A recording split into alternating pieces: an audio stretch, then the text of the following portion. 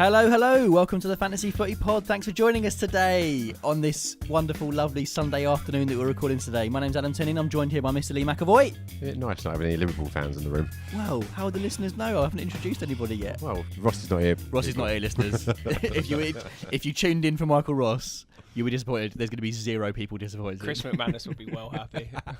And Mr. Wesley Collett's here as well, as usual. Hello. Yeah, shout out to Chris McManus. He listens. It's so funny the other day. He went up to Michael and saw him locally. He's just one of our mates listeners locally. And hey, Mr. Postman. I don't think Chris actually knows Michael, but he went up to him and said, "Oh, Michael, you're the one who never watches the football." I think I'd love that. I love it. Right, let's dive in. So the title race is over again. A couple of weeks ago, I put out an episode title, and the title was "And Spurs have won the league," because it was at the point, I think, when Chelsea had lost a couple of games and the gap was down to 4 points. Well, now I think the episode title should be the opposite of that. The Spurs have now lost the league. But Pochettino doesn't seem to think it's over. Have you seen that? It definitely is. Yeah, I did see that. He said it'll be difficult, but it's not over. That's mind games. It's definitely over. It's just It is over. media We know politics, isn't it? 2 games, 4 points. No, 7. I suppose it'll be 7 points. Well, if Chelsea win the 3 game games. on Monday evening, and this podcast is going to go out on Tuesday morning after the Chelsea game, but we're actually recording on a Sunday, so it's way before, so we can't really talk about that. But we know, obviously, Spurs lost, and to be fair, I mean, they've on a 9-game winning run. At any other point in the season, this wouldn't be that dramatic. And I'm a little bit annoyed by all the media sort of saying Spurs have done a Spurs. They've won 9 in a row. Like, I know Man United have had this unbeaten run which ended today, which we'll talk about in a little bit. But that was the worst unbeaten run of the season of the history. But Chelsea obviously had the massive winning run early in the season. But this is the second biggest winning run of the season from anybody. You know, I think it's been amazing. Good. Throughout my newsfeed as well on my Facebook, I see all the West Ham. I've got quite a few West Ham fans on there, and they're all like, "Yeah, we prefer Chelsea to win it to Spurs." Why is that? Why? I wonder if it's just because Spurs are not successful like them. They haven't got the trophies like them. East London, isn't it? And West London. So it's the derbies closer. Is it? I think so. I heard, was on TalkSport, I was listening to TalkSport this morning, and they were sort of saying how, or it might have been the Sunday Supplement or something, and they were saying that where does this rivalry come from? Because, like, Spurs and Arsenal are a rivalry, but why is West Ham and Spurs a rivalry? Okay, they are both East London clubs, aren't they? Am I just being stupid now? No, Spurs is North London, isn't it? Oh, yeah, cool. And West Ham's closest to us, probably, where we are in Kent. Spurs are North London. Yeah, West Ham or East London. It's very strange. I just think But it's they're not anymore, are because they? Chelsea are successful. So they don't want another London team, one of their rivals, being successful and winning something. So they've got them fans to sing over them. Maybe. So let Chelsea win. Really weird let one. Chelsea carry on winning and don't let Spurs have anything. I think that's the mentality. I just think it's that mentality from West Ham, you know, that it's just stopping teams from doing something. Yeah. I don't know what it is. I'm like this when I play football. Even if I'm bottom of the league and we're playing someone who can try and win the league, it feels good for some reason. Yeah, I get you. I don't know why. Even though you've just upset someone else, you can't make everyone happy. No, of course you can't. But I can see this happening. Taking stock of this season, I think we all know, you know, after this news, and Chelsea are at home to Middlesbrough. So the likelihood is that Chelsea are going to put themselves 7 points clear, isn't it, if they win tomorrow night, Monday evening. The season's probably finished now in terms of a title race. Can we look back at this season from Spurs as a failure? No. How would you classify this season? Looking at the whole season, looking at the Champions League, which was pretty awful, Europa League, which was even worse, the cup exits, and now falling short in the league. So you tell me what you think of their season altogether. When was the last time they finished second in the league? 1963, I think. I heard that on the radio today. It's successful then, isn't it? It's their highest finish in, 54 years? Well, yes and no. You know, they were expected to do more, and after last season, and Wes, you came up with a stat before we started recording, didn't you, about over the last 2 seasons combined, they have more points than anybody else. Yeah. Obviously, they haven't won in either season, but I don't know. Do you not? I don't know. Do you think can you see progress in them from last season? Let's put it that way. Oh yeah, totally. They finished on more points this year than they did last year. Well, that's true. Yeah, of course. I think haven't they finished on more points this year than Leicester finished on last year? Have they really? Win the title? I think so. I might be wrong. What are they on? Wow. Well, currently, let's have a look at the table here. So currently, as of today, 35 games, 77 points. Didn't Leicester win it with 77 points? Did they really? So they're on the same points now as Leicester won the title with last year. And they were 5 or 6 behind, weren't they, in the end? Yeah. Quite a bit behind. So it's progress. Yeah, okay. Chelsea have just had a really good season. And Chelsea have been pretty unstoppable, haven't they, to be fair? It's pretty ridiculous. We had a big chat about them last week on the podcast, but, you know, since then, things have come out about, in particular, Kyle Walker. Where do we see him going next season? Genuine title challenge? City.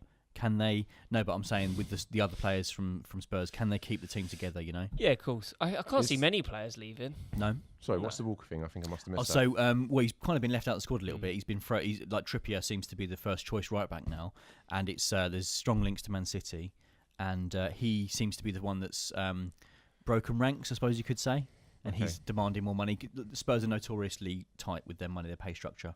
Why is compared that? to the other teams? Because I don't really know. Levy is... Daniel Levy? He's a bit of a tight ass. Yeah, basically. Yeah, so, I mean, to be fair, I mean, okay, let's look at it objectively. Let's look at... Maybe Dele Alli's a bit of an unfair example because he is so good. But let's look at Eriksen. Okay, maybe you could say similar, maybe not quite the same ability as Hazard, as Sanchez, as Silva, but he's in that kind of bracket from a creative point of view. The Ozil bracket, personally, who's one of the top earners at Arsenal. You're looking at asking for 300 grand a week, right? 250 to 300 grand a week. Is that a thing? Is that? He's not been given it, but that's what his agent is. That's what the figures are coming out already on well over 100 grand a week. He's not going to, he's Eriksen's literally on half of the same caliber of player in his bracket. Now, I'm not saying they're all going to go this summer.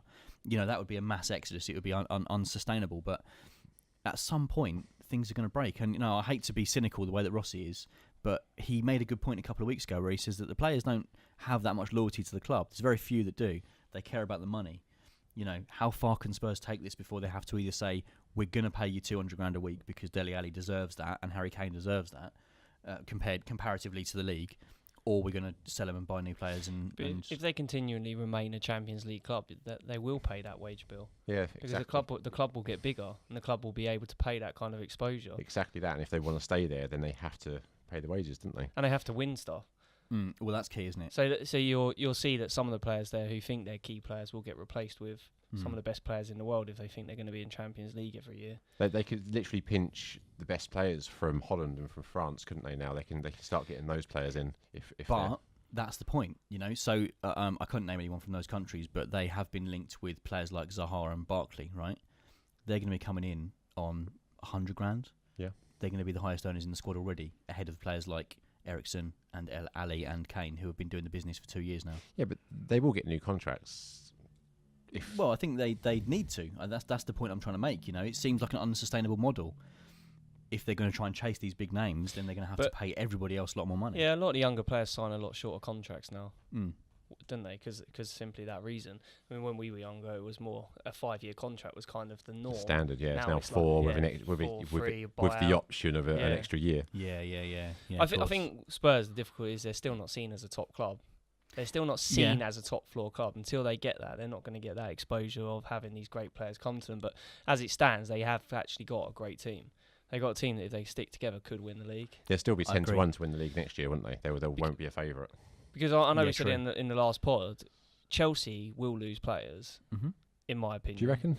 Yeah, I think someone like Hazard, who's now had a couple of worldy seasons, will go. I think Costa will go. That's what I was going to say. I think if they can get the money, I mean, the money that's been talked about for a 29-year-old with 1 year on his contract is ludicrous. Yeah, it's from China though, isn't it? But if they get a big paycheck from them, then they don't really need to go and balance the books, so to speak, with someone like Hazard. But I agree with you. I think Hazard's head could be turned, but... He seems less loyal to me. Yeah, that's what I think as well. But where does he go? Real Madrid's the only real option. Well, I was going to say, if Real Madrid are then going to go and spend tens of millions, which they will have to on De Gea, if they want him, if they get him, then have they got enough money? Can they afford to spend 70 million on 2 players? They've got players that can go the other way, though, haven't they? They've got James Rodriguez that's not really getting the game time. Isco, maybe. Yeah. They're players that might actually want to go to another club where they can be a star and where they can play 90 minutes of most games. Yeah, fair enough. Let's look around. So obviously we can't talk about Chelsea just yet. So Chelsea playing tomorrow's recording, or yesterday as you're listening to this, listeners.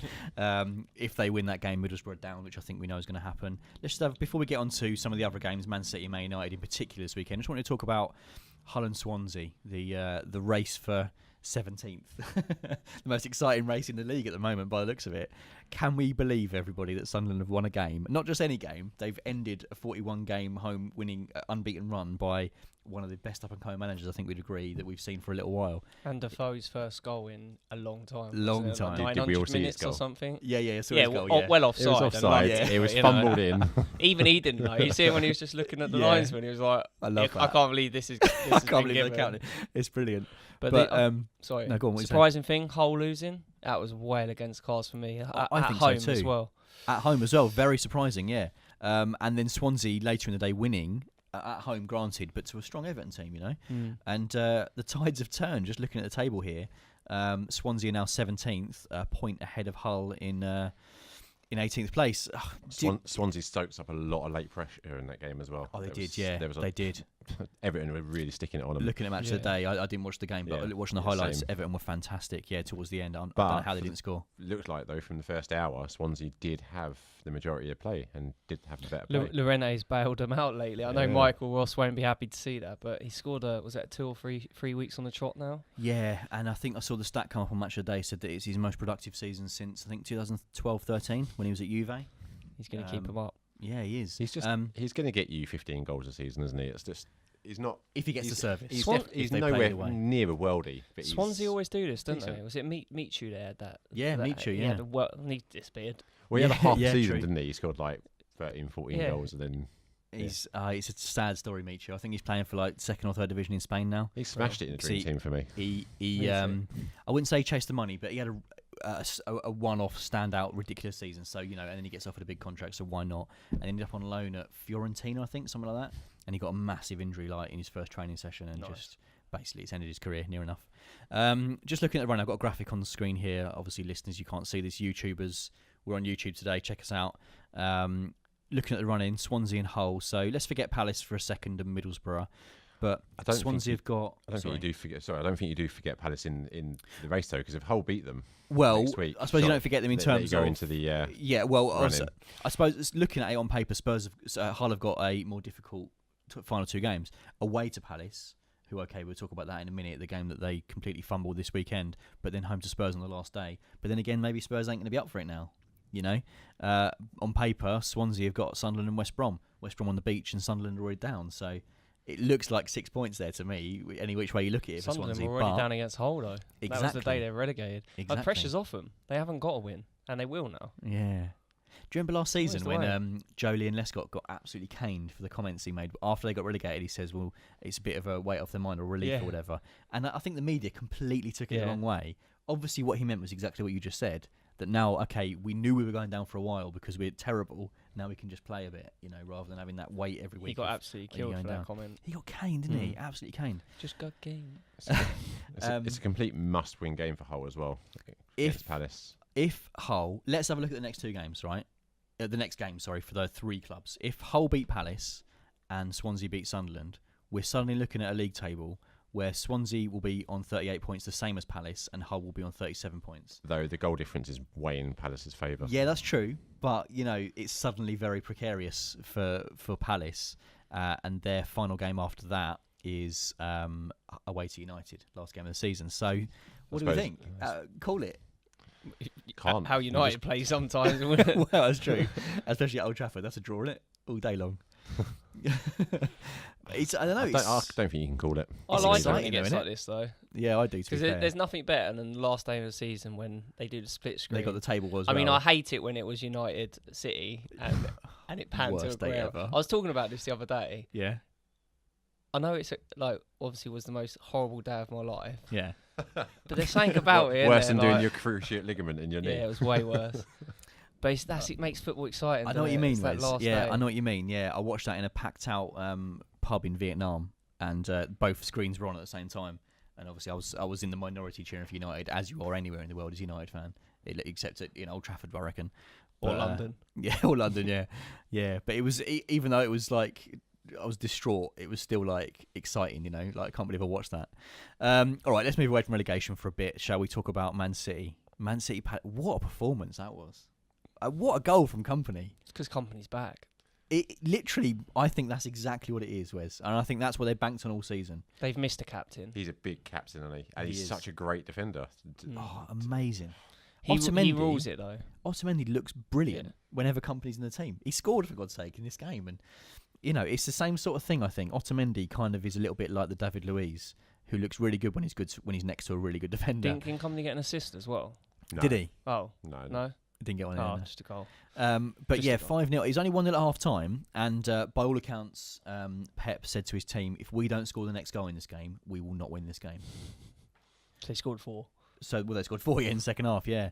But fantastic performance, and Everyone who hasn't scored for ages either. yeah, it was, to be fair, yeah. I don't want to say where has this Man City team been, because they did win 10 games at the beginning of the season. They were pretty outstanding at certain points this season. And to be fair, they've done this in the odd games, so this Yeah. could just be one of those one-offs. It but could be. It could they be. did look good. And I think I like what Big Sam came on Match of the Day, and he sort of just basically said, we just weren't good enough. We just didn't apply ourselves. And you can't even complain sometimes, can you? You've got to like his honesty, and I love Big do. Sam. Yeah, brilliant. So disappointed he's not England manager. I Really know we that pose these crap. stupid kind of questions all the time, but Man City next season, they're going to be something to worry about, aren't they? They were that this season, so Well, but they're fourth. I mean, this is Guardiola's least successful season, by a long stretch. He's only ever not won the league once, and that was when Real Madrid beat Barcelona, and they pushed it all the way to be battling for fourth. It's annoying they hit this form now because it's really pushed us out. Yeah, it has. Yeah, I'm looking at their Especially form. with our loss, obviously. There's been a few draws in there, but they've only lost one of their last 10. Man City. Man Actually, United same won as 4 of 10. yeah. Bloody draws. Well, Man City as well, only won 4 of 10. Yeah. So everyone's having a go at United's draws, but City are about the same. But for me, I've not been thinking at any point in the season that Man City won't make top 4. For me, it's I know Liverpool are actually third, which is crazy to say, but it's them or fifth or sixth to take over them. I don't see City dropping out. We lose every week! You're nothing special! We lose every week! You're listening to the Fantasy Footy Pod. Join our cash league at fantasyfootypod.com/windows. I'm going to make a call. Okay, go on. One of your famous calls. I just think that Arsenal might sneak it again. They might just sneak back in there and get 4th spot like they do every bloody season. Well, let's get on to United, shall we? The big game today. How many United Arsenal. times have Arsenal looked like, a couple of times I've had it, and you think, yeah. they're not going to get top 4, and then they just sneak it on the last day. Well, let's look at it here. So they're 34 games, sorry. So they've got a Sneaky game in Frenchman. hand a game in hand over the two above them, which is United and City. So today they've beaten United, ended the worst unbeaten run in Premier League history today, 25 games, which is longer than Fergie ever did, By one. Isn't that annoying? Fergie's best was 24. It's really irritating that we've done it, and it's But a mostly lot more draws. wins. What was Fergie's? Yeah. Yeah, of course. Yeah, that's what I mean. Yeah. So Arsenal, let's say they win their game now. Let's assume then they're ahead of United and they're only 3 points behind City, and they will have a game in hand still over Liverpool, won't they? Yes. So what? They've got 2 games in hand over Liverpool, and they are 7 So points it'd be 1 behind points them. behind. So they'll be 1 point behind Liverpool. You could be right, Lee. You could be right. It's just one of them things, isn't it? And they've got a midweek game against Saints this midweek, and then next week they've got another double game week, and they've got 2 fairly easy games. I think away to Stoke, who are on the beach, and home to Sunderland, who are down. So What's their last game? last game of the season is at home to Everton. So all very winnable games. Very, very winnable games. Yeah, you're absolutely right. So yeah, do you know what, mate? I think I might agree with you. I wonder what I odds think I they can are. see them. I'll have a little bit of research. Yeah, we should definitely get something on that. What do we make of the game today? 2-0. Any Curse of complaints, really? Welbeck. The curse of Welbeck, yeah. He always comes back and kills us. It does, doesn't it? It's really annoying. FA Cup, Premier League, just does us everywhere. I was No, watching... Mourinho killed us today. I was You were annoyed, weren't you, so about his disappointed tactics? with how negative he was. Was you again happy against Phil the big Jones was team. playing? Yeah, So I was. it's fine. When Let us attack a little bit. when Welbeck scored, I had a little smile on my face still. I still was quite, because I really like him. And I'm still gutted to this day that he's not a United player. Rooney local should have lad, scored you know. though, shouldn't he? Is he one of the players that Mourinho turned around and said he wouldn't have let go, like him and Hernandez? That's right. Yep. And when they both went, I was disappointed. That Yeah, both it's of them He's went. he does a lot of work, doesn't he? He's a beast. We've dedicated a lot of airtime to Rooney. I want to do some more. Go on, then. He's a liability. I do not ever. I have a bit of sentiment over Rooney, as any United fan I suppose would. Any United fan listening to this, I'm sure, feels the same way, that you probably think he's probably a bit past it, but he can. There's always that. Yeah, but he's done it before. He can do it again. I think he's an absolute liability, and I never ever want to see him in a United shirt again. Genuinely, I think he's terrible. I think today he had the most shots out of United players, and all of them were poor. And that's not something to berate someone with, because at least he's getting the chances. Zlatan went through a patch earlier this season where he was having 7 or 8 shots a game and not scoring. But there was some good chances for Rooney today, and he just doesn't apply himself. He doesn't. I think I mentioned this on last week's podcast, that when he played in the previous week, Samuel Luckhurst, who writes for the Manchester Evening News, he said it would be better if United had 10 men. And I agree with that today. I would rather have seen Rooney off the pitch and play with 10. I think he was that bad. I disagree with that a little bit. I didn't think he had a bad game, apart from his shots, which were pretty awful. Well, he missed a one-on-one that was very easy. His passing was neat today. I think he gives the team nothing at all. Big work rate, and his passing was all right today, considering how negative United were as a team. I don't think he had the option to do much better, apart from, like we said, to take his shot a little bit better. Yeah. His couple of free kicks were awful. I'll give you that. I have this kind of sentimentality as well, that I would like to see him stay in the Premier League to break the 200 goals. It's obviously only Shearer's ever done that, and he's on like 193 or something in the league, or something around that figure. And I'd like to see him go to Everton next season and carry on, but he's not good enough. He's not good. Jermaine Defoe is in a team that got relegated, right? And he's a sort of a past it, inverted commas, England striker. Rooney wouldn't get 15 goals in Sunderland. Rooney wouldn't get 15 goals. Wouldn't get double figures for any team in this league if he played 38 games. Rooney can't run 30 miles an hour still. Yeah, okay, maybe Defoe's a bad comparison. Do you know what? Take the pressure of United off Rooney's shoulders, and I reckon he'd score goals again. You're mad, mate. I could play him in 38 games a season for the next 5 years, and I reckon he still wouldn't get double figures. I think he's lost it. In total. Is Unless he fixed pens. Valencia being left out? Something going on there? Well, Europe. I think, Europe. I think Rashford was left out Europe. as well today, and Rashford was clearly the player that should have Valencia's stretched left out a lot lately, though. Europe. Yeah, he's left out a lot in the Prem, but he's always playing in Europe, and he seems to be prioritising that at the moment. Yeah, I mean, so just quickly mention Europe. So United 1-0 up from the Celta Vigo first goal. leg. Can we talk about Ajax for a second? Jesus, 4-1. Did anyone expect that against Leon? No. Unbelievable. Some good goals as well. Some really good goals. Yeah, it was just a complete attack versus attack game. No defence whatsoever. And I mean, we're all talking about Leon beating United in the final. We're going to be a dangerous team, and Ajax have smashed them. Ajax are at home, but Leon ain't going to turn over that. You wouldn't have thought. I don't know. I reckon that'll be a high-scoring game as well. Do you think so? Yeah. They got the away goal. They both went for it, to be fair. I did. I watched the highlights. Yeah. Fantastic game. Problem is, you're not going to get that in against a Mourinho team, are you? He's just going to dampen that. That's what threat. he tried to do today. Yeah, and Granit Arsenal Xhaka got his ridiculously deflected. That's what it takes sometimes. Yeah.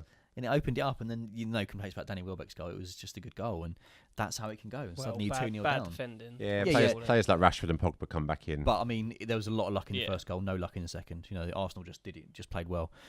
So just finish off the top 4. Liverpool Saints played today. We're not going to talk too much about the rest of the games in the game week. There was a few goals in a few of them. A couple of Desmonds. We love the old 2-2s. I hadn't heard that before. I can't believe you don't know that. Until I watched Gillette Soccer Paul Merson, yeah. He goes, He loves it, doesn't he? Another Desmond. He loves a Desmond.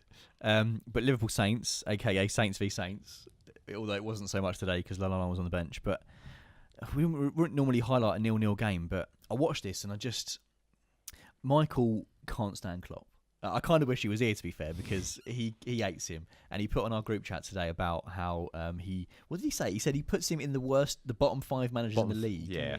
I mean, that's mental. But watching the game and listening actually to the commentary, and I think Neville had it. Was it Neville? I forget who it was now. Maybe Redknapp or no, Carragher. Carragher was commentating. Sorry, and Carragher, he gets spot on. He said after 68 minutes, I think it was, Klopp made the first change of which was, I think, Sturridge. It should have been half time. There was just nothing in the first half, and Liverpool, it's all in their hands, and they're kind of limping over the line a little bit. With this top 4 situation. I mean, they are third. They have got 70 points on the board. They've got 2 games to go. It is still in their hands, but they're just limping. They're just limping. They don't really have a threat though at the moment, do they? Well, no, that's true. You're no right. one prolific who's scoring. Let's just take stock. I asked you at the beginning of this podcast, can we call this season a failure for Tottenham? can we call this season a massive success for Liverpool considering where they were last season? Did anyone really expect them to do any better than top 4? Maybe even 5th or 6th? Considering their start, it's a good finish. And what was their league position the last 2 years? Like 6th and 7th, wasn't it?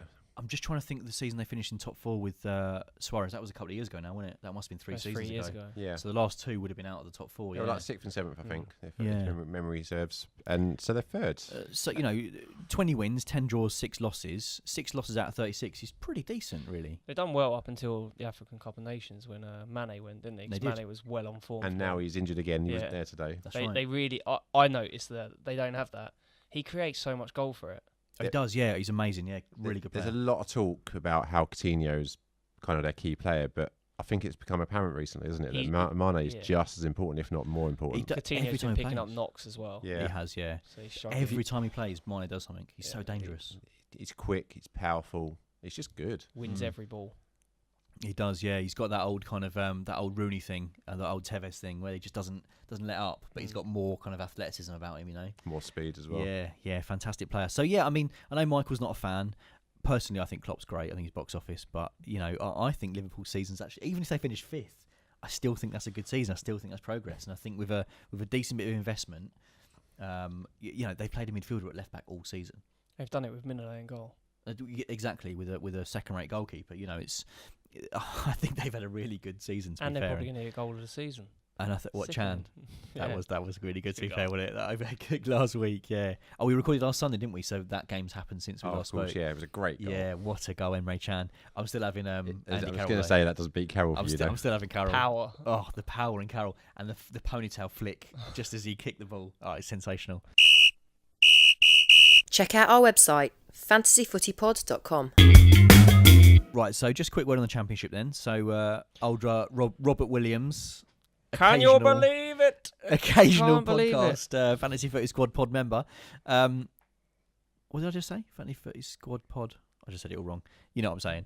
Has been on this podcast before, and he's a Newcastle fan. And Newcastle won the league. Newcastle have won the league. How has this happened? Due to a series of unfortunate circumstances. It's unbelievable. I mean, we were looking at this a couple of weeks ago, and they were 7 points behind or Yeah, something like 6 that. points, I think. They've won the last 3, 9 points out of the last 3, where Brighton have lost Dropped 2-0, 7 points. 1-0, and drew 1-1 on the last day of the I season dropped against 8 Villa. points, yeah. It's unbelievable. It was expected all season. They were heavy favourites, and obviously we've known for a couple of weeks, or at least a week or so, that Newcastle and Brighton were the top 2. But Brighton have genuinely bottled it. they've just put their feet up as soon as it's been done. It's still a great achievement, but I know we spoke about beforehand, to play Aston Villa with 10 men, to then go 1-0 up, Yeah, and then concede in the 80-odd minute. yeah. Jack To win the Grealish. league. Because we did, talking of Rob, he put up a picture of Jack Grealish when he's like out his head on the floor with some beer Oh, did bottle. he? He's like, it's just really funny. It's a funny Brilliant. meme of it, but Brilliant. no, fair play to him, coming straight back up. Yeah, and straight killing the back league up. as well. Yeah, done really well, to be fair. Both, 2 teams over 90 points. I think it's really good. And looking at the playoffs here, Reading, Sheffield Wednesday, Huddersfield and Fulham. I mean, Sheffield could be having a good time. I don't know if you know, but League 1, Sheffield smashed the 100-point barrier, won the league. So, yeah, it could be a good little time for Crazy Sheffield that if they win the playoffs. You can not win 17 games and still go up, still win it. Just seems so mad. Where are you looking? They've won out. They play 46 Oh, I games. see. so Yeah, they- Newcastle, yeah. 29. Yeah, drawn 7, lost 10. I see what you're saying. 50% Yeah. win rate basically, and is enough to win you the league. Yeah, good point, yeah. I But, suppose so. You know, It's a fair play. competitive league, though, isn't it? Yeah. It's a tough league. We don't watch that much Championship football, but whenever I watch it, every game is really kind of Like close. goal difference relegation. Except for, what was it, Reading against Brighton, wasn't it? I think just important. Blackburn down, sickening. Big club. Yeah. I was listening to, I think it was Sunday Supplement again. I must have listened to Sunday Supplement this morning. And they were sort of saying about how we all know for a little while about owners and the things that they've done to various clubs. And, how I think Leyton Orient now are looking like they're going out of business. It's unbelievable what's happening down there. But Venky's, on paper, look like a decent sort of people to come and take over a club. But clearly, they've absolutely annihilated this club. They've took them down from the Premier League down to now League One. It's pretty disgusting, really, for a former Premier League winner. Yeah, only, 22 years ago they won it. I know that's a long time, 95, but yeah. that's to win the league. It was only down to Nottingham Forest winning 3-0 that's kept them up. Yeah, on the last day of the season, yeah. Because Blackburn that's- actually won 3-1, and it was 2 goals in it keeping them Oh, up. So Blackburn Would have have been won a their last great two. game, wouldn't it? Just to watch I tell you live. what, Blackburn unbeaten their last 5, 3 wins and 2 draws. Has literally kept them up by 2 goals. Yeah, that's mad. Birmingham. Birmingham makes me laugh. You know, the owners of Birmingham got everything they deserved this season. They sacked Gary Rowett when they were in 7th place and they were only out of the playoffs on goal difference. Gianfranco Zola came in and they won terrible. something like 2 out of 22. And now they turned to mercenary himself, old Redknapp, goes in there where there's a £1 note. And he's Done the job, though, hasn't he? I think he said something about like he's doing it for free, but if he kicks up, he gets like a £3 million bonus or something ridiculous. But it was 3 games. That's all he was there for. 3 games. Probably got more than Zola did for that whole. He's 22. shrewd, isn't he? There was actually some sort of banter on with the pundits on Match of the Day today, wasn't there? Because Jamie Redknapp was on there, and there was a joke made like Jamie Redknapp was laughing, and the host turned around and was like, "Oh, you're only smiling, didn't you? Because your dad kept the Birmingham up." Oh, you mean on the Super Sunday thing? Yeah, on on like half time or I know something what at the you're football. yeah, fantastic. I tell you what, actually, watching the end of that game, and Thierry Henry and Souness were in the studio as well with Redknapp, and the point was made about Arsenal going for the top 4 or something like that, and Redknapp got really angry when he asked the question to Thierry Henry, would you rather win the FA Cup or come 4th? And Henry said 4th. And Redknapp got angry. He's like, that's ridiculous. Why from a player? To be fair, as a fan, I totally agree with you. I would rather see Champions United League. finish in 10th and win a trophy this season. Yeah. Than finish in 4th and push for 4th and disregard everything else to finish 4th. I think it's ridiculous. I'd much rather see a trophy. It's all about that day, innit? It's all about, especially a European trophy when it's like under the lights. It's all about that day and that one-off thing that you can always remember. We've gone off track. Nottingham Forest stayed up. They were Champions League winners once. European Cup twice. Back to back. Back to back, yeah. More European Cups than league titles. That's mental. Let's talk about Spain. One of our favourite topics. We love talking about Ronaldo and Messi stats, don't we? We do. I mean, genuinely, this podcast could be Ronaldo versus Messi. And Griezmann. Every week. Just because he's got 15 league goals. Just because Mike really dislikes him. 16 actually. Sorry. Ronaldo does not seem to play in the league anymore. Is it because he didn't score as many early on, and so he looked at it and he thought, look, I can't win the Pichichi. Do you want to just rest me? Because then it looks like I've made the choice. I wonder whether there's something, he's got a little strain or something, like a little hammy issue, think so? something that's stopping him playing every game, and he wants to save himself for the Champions League. Because he's coming back to Man United. I take it. Would you? There was a discussion the other day. Let's finish off the podcast today with this little discussion. That was the discussion. So he scored a hat-trick again in the Champions League. So that's now 8 in his last 3 Champions League games. That's insane. And it's insane. He puts 2 him on hat-tricks, back-to-back hat-tricks. Back-to-back hat-tricks in the knockout stages. Yeah. First time it's ever been done. And he's now matched with 7, I think, with Messi in Champions League history. More Champions League knockout goals than group stage goals out of his 103 in total. That's good. That's really good, right? That's like turning up when it matters. He's 32, I think. Yeah, just turned, doesn't he? But he guarantees you... I mean, let's be conservative and put him in another league. He guarantees you 25 to 35 goals a season. How much money is he worth? If Griezmann is worth the 90 that they're saying, how much is Ronnie worth? This was exactly the story I saw. Sorry. It was like someone said, well, if Griezmann, it was against Atletico Madrid. It was like, because they just played. It was like, if Griezmann's worth 100 million, then Ronaldo's worth 200. It's like, on ability... Yeah, maybe, but on ability alone, but not on age. He's 32 years old. Yeah, but he's £100 million He's £100 million signing as well. I think Madrid could make a profit on him. It's the same. They would the same as Griezmann if you're going to say the same price tag. Do you reckon? I mean, you imagine, right? He's gone to Real Madrid as a world record signing. He's become their all-time leading goal scorer. He's just won everything, and they'll sell him for a profit if they sell him now. Imagine that. Like you couldn't. Like Rooney's done the same thing. He came as a world record teenage signing. You couldn't sell him for a profit now. He ain't worth 30 million. Good to China. Do you know what I mean? Maybe. I don't think there's a profit in him now, unless he goes to China. Ronaldo. Yeah, not that he's not got the ability. He's still got 2 or 3 years, an absolute crazy good level in comparison to other players in the world. But could you pay 100 million for a 32-year-old? Yeah, it's not that much anymore. Do you know what, mate? I reckon you'd make that in shirt sales from China in 1 month. In China, yeah, that's what I'm saying. No. If he signed for Man United, right, they'd sell £100 million worth of shirts in 1 month in China with his name on the back. maybe. It's obviously not going to happen. We're talking fantasy stuff here, but the man is amazing, isn't he? He's just amazing. I'd like to see him go back to United and become their all-time top goal scorer. Oh, mate. As well as Real Madrid. Kick it Be to Man Rooney. United and Real Madrid. That'd be pretty cool. I've been looking around for these sort of little stats because I want to do a special on it. I've been looking around for players that have had 2 testimonials for clubs, because you've got to be 10 years, haven't you? Haven't found one yet. I'd love to know, listeners, if you know any players, any time in history for any club that's played at 2 clubs for 10 years or more at each club. And I'd love to know that can't have happened. I reckon player it who happens. is one player who is a leading goal scorer for 2 separate clubs. I'd love to see that as well. If he'd left like last year or the year before, just after he broke the record, he could have definitely done that at United. Yeah. He got finished that on about record. 118, I think. 118, yeah. Yeah, so He'd Could need have like about 130-ish, 130 odd. well. With his record, that's 2.5 years. Yeah, it is, to be fair. So, yeah, Champions League, then Juve. I was very surprised that game. Big shock. It shouldn't really It's still be. a No, big it's shock. not a shock. I is think it? it is. Is it? That was my first thought, was what you said, Wes, and then my second thought was actually no. To be fair, it was what It's you said. Juve. It's Juve, yeah. But to go away to a team that scored 142 goals this season, and they're just smashing goals for fun against everybody.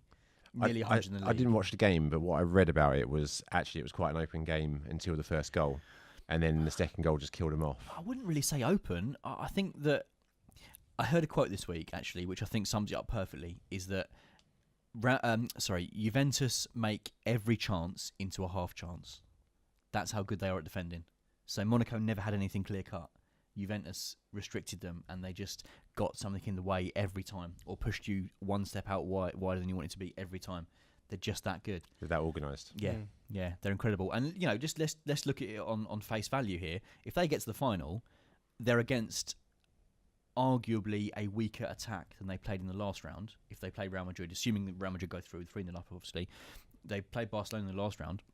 Barcelona didn't score against them in 2 legs, and they've got arguably 3 stronger strikers than Real Madrid's 3 strikers.